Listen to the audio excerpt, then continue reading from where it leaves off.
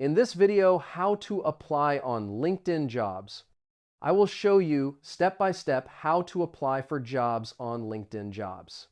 First, open the LinkedIn app on your phone or go to the LinkedIn website. Log in to your account using your email and password. After logging in, look at the top menu of the platform. Now, click the option called Jobs. In the search bar, type the job title you want. For example, you can type internship, marketing, or developer. Enter the desired location if needed. Press Enter to see available job listings. Now click on a job that interests you. Read the job description carefully. Check the requirements requested by the company. If the job is suitable for you, click the Apply or Easy Apply button. Now fill in the requested information. Enter your personal details correctly. Upload your resume if required. You can also include a cover letter.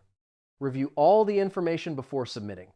Now click the Submit or Send Application button. Your application will be sent to the employer. You can track the application status in the Jobs section. This is how you can apply for jobs using LinkedIn Jobs.